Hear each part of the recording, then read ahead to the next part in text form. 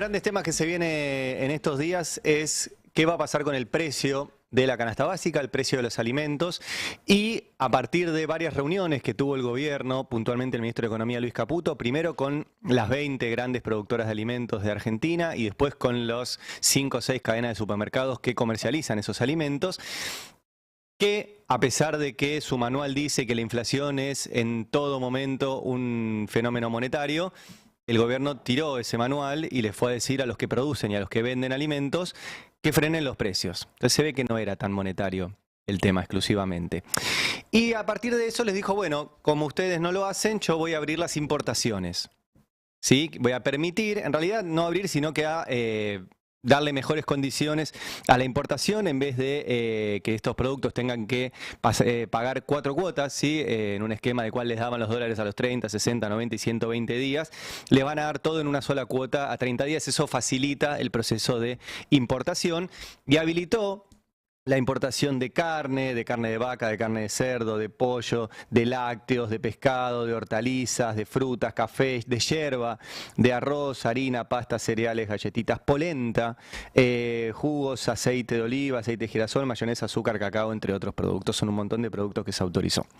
Entonces la gran pregunta es, ¿qué pasa con todo esto? ¿Y a quién está destinada toda esta política del gobierno? Primero, un tema que parece teórico, pero no lo es. El gobierno dice que esto va a beneficiar a los consumidores. El gobierno solo ve consumidores.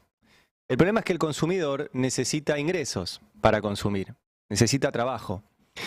Y si ese trabajo no tiene un salario que acompañe los aumentos de precios, incluso que vaya por arriba de los aumentos, o por lo menos que lo tenga ese trabajo, no va a haber consumidores. Entonces toda esta discusión queda vacía si no hay personas que puedan consumir. El otro punto es, estamos entre dos sectores altamente concentrados de la economía y uno puede correr el riesgo de, al decir, che, no, cerremos la importación de alimentos, quedar defendiendo a las 20 megaempresas que se juntaron el otro día con Caputo y que son las que producen los alimentos. Porque no son esas empresas los que van a importar el alimento. Si hay importación de alimentos, la van a hacer los supermercados. Lo va a hacer Día, Disco, Jumbo, Carrefour, etc. No va a importar la propia productora de alimentos argentina, que en muchos casos son multinacionales, lo que ya producen acá. Ahora, también hay un punto interesante. Can Devoto me pasó un informe de Épica, ¿sí? De una consultora, que hizo el cálculo de que hay 14.000 empresas dedicadas a producción de alimentos, 4.500 panaderías, 1.300 a carnes, 1.200 a pastas. Esas empresas además le compran materia prima a otras 60.000 compañías, ¿sí? Del rubro ganadero, de cereales, cultivos industriales, etc. O sea que hay un conjunto de casi 75.000 empresas que están en la cadena de producción de alimentos, que termina concentrada después en el grupito de Molinos de Río de la Plata, Arcor, Procter & Gamble, Coca-Cola, Nestlé, Quilmes y un par más, y que después eso se vende en un grupito pequeño de supermercados. Entonces, la medida de la importación, que hay que ver cómo funciona, donde primero va a impactar es en esas 75.000 pequeñitas, porque todo lo que producen puede llegar a importarse. Y además no tienen espalda para sostener esto. Las grandes tienen espalda, tienen espalda. Pero la gran pregunta es quién se está llevando la parte del león. ¿Se la están llevando las empresas productoras o se la está llevando los supermercados? Obviamente no se la llevan las pymes y los chiquititos y los que están en toda la cadena de producción de alimentos. Bueno, yo me fui a fijar en los balances de estas empresas cuánto se llevan. Vamos a mostrar una, por eso la editorial se llama El Disco de Molinos. Disco es por el supermercado, Molinos es por Molinos Río de la Plata. Es de la familia Pérez Compán, una de las 3-4 familias más ricas del país, y que tiene a Molinos, que produce buena parte de los alimentos que están en supermercados. Este es el último balance presentado por Molinos. No les voy a pedir que lo miren, simplemente para mostrarles que existe y es público, y que te muestra cuál es la ganancia del ejercicio antes de impuestos, o sea, el margen de rentabilidad que le queda. Lo que vende y lo que le queda. Bueno, esa rentabilidad da un 14,6%. O sea, de cada 100 pesos que vende Molino, le quedan 14,6 de margen de ganancia. El promedio de rentabilidad de las empresas de alimentos, yo le dije 14,6 recién, es del 2,3. Está 7 veces arriba, Molinos, del promedio que mide el INDEC. Y el promedio general de las empresas más grandes es del 5,3. O sea, está casi al triple.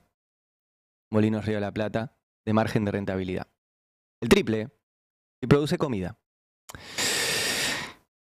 ¿Pero es culpa solo de Molinos? Y no, porque también hay una parte que se la están quedando los supermercados.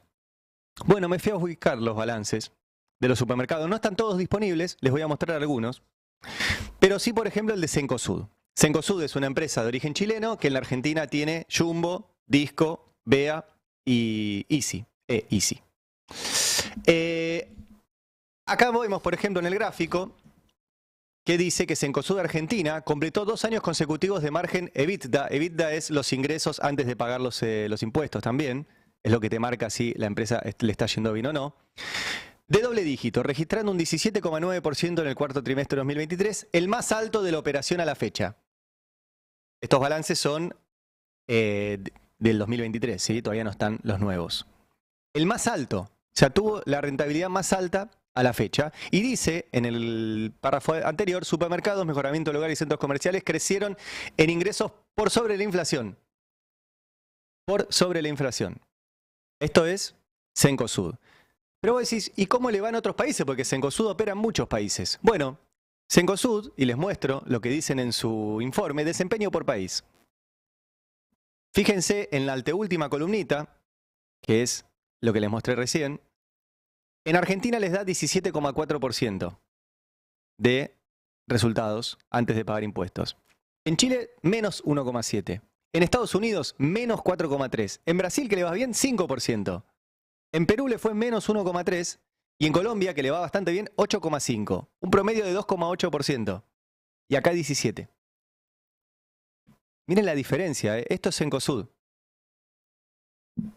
Gana en la Argentina lo que no gana, en términos comparativos es esto, ¿sí? Lo que no gana en ningún otro de los países donde opera. Otro, Carrefour, marca de origen francés. Bueno, dice, Argentina, otro año fuerte en un contexto inestable. Y muestra cómo el margen de 2022 a 2023 creció. De 3,1% a 4,5%. 4,5% de margen de ganancia que tiene Carrefour en la Argentina. Es el doble de lo que tiene en Francia. Es el doble de lo que tiene en Francia. De hecho, en otra de las placas, estos son datos de las propias empresas, que están publicados en internet. También muestra, ¿sí? Carrefour cómo le va en el resto de los países. Y ahí tienen, de vuelta, la anteúltima columna, creció 9,8% en la Argentina.